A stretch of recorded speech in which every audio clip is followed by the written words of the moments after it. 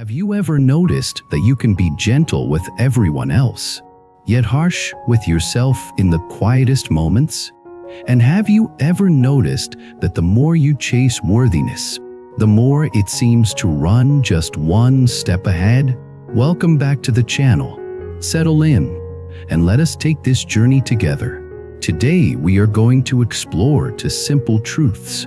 First, self-love is not a mood you wait for.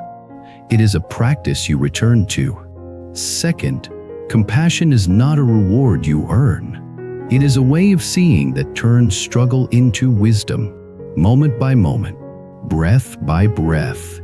Take a slow breath in and a slow breath out. If it feels safe, let your shoulders drop a little. Let the jaw soften. Let the tongue rest. Let the eyes close or lower the gaze. Let the room be exactly as it is, without needing to fix it. There is a part of the mind that believes it must stay tense to stay safe. It thinks tightness is protection. It thinks criticism is motivation. It thinks worry is love. But you and I are here to learn a different language. The language of steadiness. The language of warmth. The language of clear seeing. In many wisdom traditions, awakening begins with honest attention, not attention that judges, but attention that understands.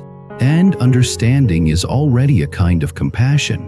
When you understand why you feel what you feel, you stop calling yourself wrong for being human. So let us begin with something simple. Feel the body sitting or lying down. Feel the contact points, the places where you are supported, the chair, the bed, the floor, the ground beneath the building, the earth beneath the ground. You do not have to hold yourself up alone. You are already being held. Now notice the breath, not forcing it, not shaping it, just noticing that it is here. A small miracle happening without permission, without performance. The breath does not ask if you deserve it. It simply arrives. And that can be our first lesson in self-compassion. Life keeps offering you life. There is a story I want to share, not as a fairy tale, but as a mirror. Imagine a person walking through a busy city carrying a heavy bag. The bag is filled with stones. Each stone has a word written on it, not in ink you can see, but in a feeling you can recognize. Not good enough, too much, not enough, behind, late, wrong. Each word is a tiny weight, and over time, tiny weights become a burden. This person does what many of us do. They keep walking, they keep smiling, they keep being useful, they keep being responsible, and the city keeps moving. Because the world does not pause just because your inner world is heavy. But one day, the person stops at the edge of a river. The water is moving. The light is changing. The sound of the river is honest. It does not pretend. It does not rush for approval. It simply flows. The person sits down, and for the first time in a long time, they feel how heavy the bag really is. And here is the turning point. Not a dramatic moment. No fireworks. Just a quiet recognition. This bag is not me. This bag is what I learned to carry. Maybe you recognize this. You learned to carry certain expectations because you wanted love. You learned to carry responsibility because you did not want to be a burden. You learned to carry perfection because you were afraid of rejection. You learned to carry achievement because you thought worthiness was something you could purchase with effort. Now, let us practice. Bring attention to the center of the chest, or to the belly, or to wherever you feel emotion most clearly, and just name what is here in a plain way. Warm, tight, restless, empty, tender, numb, heavy, busy. You are not diagnosing yourself. You are simply meeting what is present. If it helps, place one hand on the heart or belly. Feel the warmth of your palm. This is not a magic trick. It is a message to the body. I am here. I am not abandoning you. I am not fighting you. And now let us try a small compassionate phrase. Say it silently, like you would speak to someone you care about. May I be safe. May I be at ease. May I be kind to myself in this moment. If those words feel too big, make them smaller.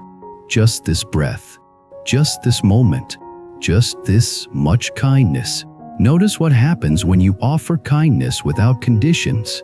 The mind might argue. It might say, I do not deserve that.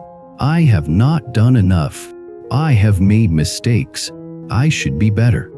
If that voice shows up, do not battle it. Recognize it as a protective habit. At some point, it believed criticism would keep you from being hurt, so you can thank it for trying to protect you. And then you can choose a wiser method. Here is one of the most important insights on this path. Non-attachment does not mean you do not care. It means you stop gripping so tightly that you cut off circulation. You stop holding yourself hostage to an image. You allow love to breathe. Think about a clenched fist. You can hold something tightly, but you cannot feel it fully. When the hand softens, sensation returns. Life returns. Your own heart becomes more available to you. Now return again to the breath. Notice the inhale. Notice the exhale. Each exhale is a small letting go. A tiny surrender. Not surrender as defeat, but surrender as acceptance of what is already real. There is a concept in many teachings that cause and effect shapes our experience. You could call it karma. You could call it conditioning. You could call it learned pathways in the brain. The label matters less than the truth. What you practice becomes stronger. What you repeat becomes familiar. So if you repeat self-criticism, it becomes the default. And if you repeat kind attention, that becomes the default too. This is not wishful thinking. This is training. So we train with gentleness. We train with patience. We train with a steady return. Not once, not twice, again and again. Let me share another story. Imagine a garden. Not a perfect garden, not a magazine garden, just a simple patch of earth. If you pour boiling water on it, nothing will grow. If you ignore it, weeds will take over. But if you water it regularly, if you give it sunlight, if you remove what chokes it, then slowly, almost secretly, life begins to rise. Your mind is like that garden. Your self-talk is like water. Harshness burns, neglect starves, kindness nourishes. And the beautiful part is that you do not have to believe this for it to work. You only have to practice it. Now, as you listen, you might be thinking, yes, but what about my real life? What about my responsibilities, my mistakes, my relationships, my fears? This practice is not trying to float above life. It is trying to change the way you meet life. For example, think about the moment you make a small mistake. Maybe you send a message and later regret the tone. Maybe you forget something. Maybe you procrastinate. Maybe you snap at someone. The old pattern is immediate self-punishment. You replay it. You judge it. You call yourself names in the privacy of your own mind. But there is another option. You can recognize the mistake. You can make amends where possible. And you can speak to yourself with wise compassion. That does not mean excusing harm. It means learning without cruelty. It means letting the lesson land without adding a second injury. A mind that learns without cruelty becomes stronger, not weaker, because it is not wasting energy on shame. It is using energy for repair and growth. Now let us deepen the practice. Bring to mind a moment when you felt cared for, even in a small way. Maybe someone held a door. Maybe someone listened. Maybe someone smiled. Maybe a pet sat beside you. Maybe a teacher encouraged you. If no memory comes easily, imagine it. Imagine a presence that is kind, steady, and patient. Notice what happens in the body as you touch that feeling. The chest might soften, the breath might slow, the face might relax. This is the nervous system recognizing safety. And safety is the soil where healing grows. Now imagine offering that same quality toward yourself, not as a performance, but as an inner posture. A quiet friendliness, the kind of friendliness that says, "I will not abandon you." If the mind resists, that is normal. Many of us were trained to believe we must earn care. We learned that love is conditional. Achieve, and then you can rest. Be useful, and then you can belong. Be perfect, and then you can be safe. But wisdom teaches something else. Worth is not a trophy. Worth is a birthright. You do not have to win it. You only have to remember it. And remembering is not just a thought. It is a practice. It is the way you breathe when you are stressed. It is the way you speak to yourself when you are tired. It is the way you forgive yourself when you are human. Forgiveness is a big word, so let us make it practical. Forgiveness is not pretending nothing happened. Forgiveness is releasing the extra suffering you add by carrying hatred toward yourself. You can still learn. You can still set boundaries. You can still choose different actions, but you do not have to keep stabbing yourself with the past. Imagine holding a burning coal. You picked it up because you thought you needed it, maybe to prove a point, maybe to punish someone, maybe to punish yourself. But the coal only burns the hand that holds it. Forgiveness is putting the coal down, not because what happened was fine, but because you want to stop burning. Now, return to the breath again. Inhale, exhale. Let the exhale be longer if it feels comfortable. A long exhale is a signal of safety to the body. It is like telling the nervous system, "We are not running right now. We are here." Let us talk about self-love in the most ordinary place. The moment you wake up, many people wake up already behind, already guilty, already bracing for the day. The mind starts listing tasks. The body is still tender from sleep. And before you even stand up, the inner pressure begins. What if you practiced a different beginning? What if, before you touch the phone, before you rehearse the day, you take 3 breaths, you feel the bed under you, you say one kind sentence to yourself, something like, "I am here. I will take today one step at a time." That is self-love in action, not a slogan, a decision. Or consider the moment you eat. If you eat with rush, with judgment, with distraction, the body does not feel cared for. Even if the food is healthy, the manner of eating can be harsh. But if you eat with attention, even for a few bites, you are telling the body, "You matter.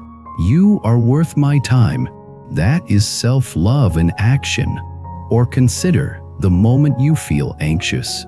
Anxiety often feels like the mind sprinting ahead. What if you treat anxiety like a frightened child tugging your sleeve? Not an enemy, not a monster, a part of you asking for reassurance. You can say, "I see you. I know you are trying to protect me. We will take the next step slowly." That is self-love in action. There is a teaching that compassion and wisdom grow together. Wisdom sees clearly. Compassion responds kindly. If you only have wisdom without compassion, you become sharpened cold. If you only have compassion without wisdom, you can become overwhelmed and confused. Together, they form a steady path. So when you notice self-criticism, bring wisdom. This is a habit, not a truth. Then bring compassion. I can meet this habit with patience. Then bring worries action. What is one small supportive thing I can do right now? That question changes everything. because it moves you from rumination to care. Let us return to the river story. The person sitting by the river opens the bag. They do not dump the stones with rage. They do not throw them like weapons. They take one stone out at a time and look at it. They recognize each stone was placed there by an old fear. And then they ask a new question. Do I still need to carry this? Some stones they put down immediately. The stone that says, you must please everyone, into the river. The stone that says, you must never rest, into the river. The stone that says, you must be perfect to be loved, into the river. Some stones, they hold for a while, because letting go is not always instant. Sometimes you have to grieve the identity you built around a stone. If you were the strong one, the achiever, the caretaker, the fixer, then putting down those stones can feel like losing your role. And yet, it is also gaining your life. So you do it gently. You do it with patience. You do it without forcing. This is Wu Wei in a modern life.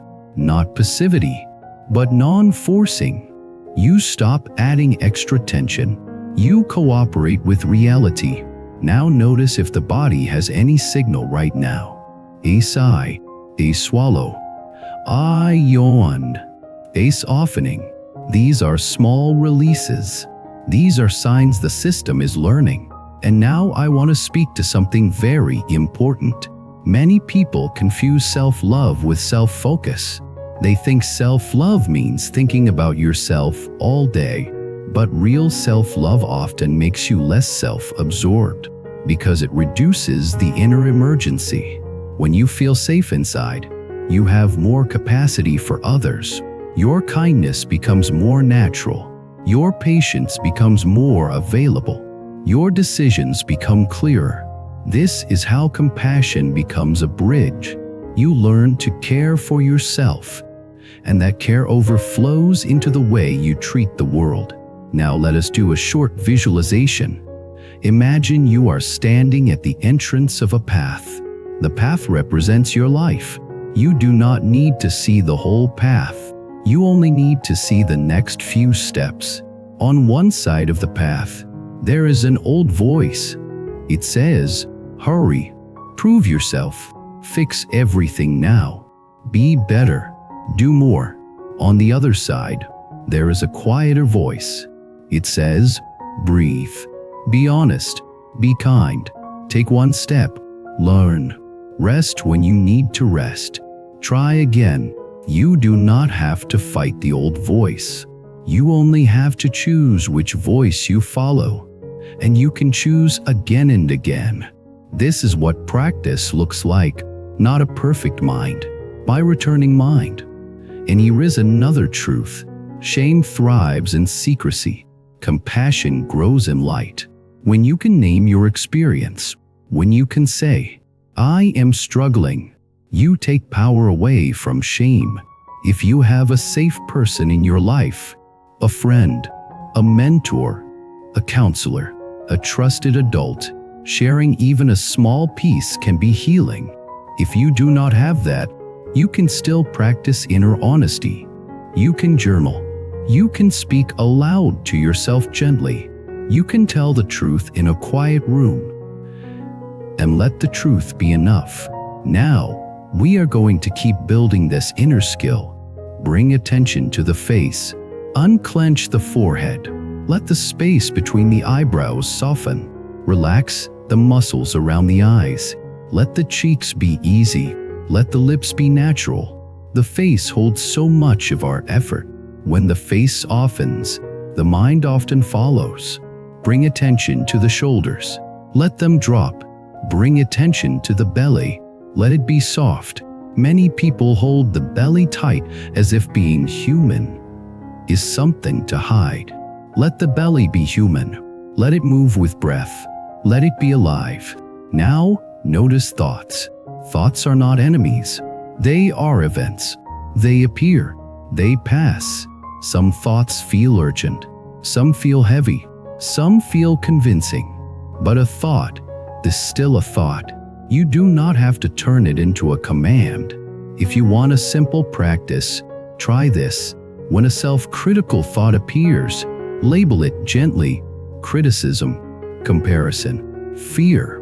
Then return to the breath. Then offer one kind phrase: may I be kind to myself. Then choose one small action. Drink water. Stretch. Step outside. Begin the next task in a small way. This is how you rewire, not with force, with repetition. Now, let me bring it into a very real scenario. Imagine you are scrolling and you see someone else doing amazing things. They look confident, they look successful, they look happy, and your mind says, I am behind. I am not enough. That is such a common wound. In that moment, practice wise compassion. First, recognize the mechanism. Comparison is a mind habit. Second, recognize impermanence. You are seeing a slice, not a whole life. Third, recognize your own path. You are on your own timeline. Fourth, return to your values. What matters to you today? Fifth, choose a kind action. Put the phone down. Take a breath. Do one small thing that supports your real life. This is self-love. It is not a grand feeling. It is a wise response. Now I want to share a simple teaching that many people overlook. If you want to build inner peace, you cannot wait for the world to behave. You cannot wait for every relationship to be perfect, every plan to succeed, every mood to be bright. Inner peace is a skill of acceptance, not resignation. Acceptance. Acceptance means you see what is real. You stop negotiating with reality. You stop insisting the present should be different before you can breathe. You breathe now, then you act from clarity. This is the middle way. Not harshness, not indulgence, not self-hatred, not denial. Balanced effort with kindness. Now, we have been practicing for a while in this talk, and you might notice a shift. Maybe it is subtle. Maybe it is simply that you feel more seen. That matters. Being seen is medicine, even by yourself. So let us take a moment to acknowledge the courage it takes to practice. Many people avoid their inner world because they are afraid of what they will find. But you are here. You are willing to meet yourself. That is already a turning point. Now we move toward the closing of this session. But I want the ending to be more than a goodbye. I want it to be a bridge you can carry into your day. Before we finish, check in with 3 questions. What am I feeling right now? What do I need right now? What is one kind thing I can do for myself right now? If you can answer even one of those, you are practicing self-love. And if your answer is, I do not know, that can be honest too. Then the kind action might be to pause, to breathe, to rest, to ask for support. Not knowing is not failure. Not knowing is a moment of humility. And humility can be the doorway to wisdom. As we come to the end, notice what has shifted, even slightly. Maybe the shoulders dropped, maybe the jaw softened, maybe the breath became less hurried. Do not chase a big outcome. Respect small changes. That is how practice becomes a life. Before we finish, I want to speak to the part of you that believes you should have mastered this already. That voice can be loud. It can sound logical. It can say, you have listened to enough talks. Why are you still struggling? But that voice does not understand the nervous system, and it does not understand the heart. Healing is not a test you pass. Healing is a relationship you build. I have watched people change not because they found the perfect idea, but because they chose one small practice and repeated it. I have seen someone who used to panic at night learn to place a hand on the chest and breathe until the body remembered safety. I have seen someone who used to criticize themselves for every mistake learn to speak one gentle sentence after a hard day. I have seen someone who felt unworthy learn to set one boundary and feel the relief of self-respect. These are not dramatic transformations. They are quiet karmic shifts, cause and effect, intention and repetition, wisdom and compassion working together. When you practice self-love, you are not becoming selfish. You are becoming steady. You are becoming less controlled by fear. You are becoming more able to show up with integrity. And that creates better outcomes for everyone around you too. So if you take anything from this, let it be this. You can begin again at any time. You can return to the breath at any time. You can choose a kind thought at any time. You can put down one stone at any time. The path does not require perfection. It requires return. If this helped you, please subscribe to the channel, like the video, and leave a comment with what you noticed.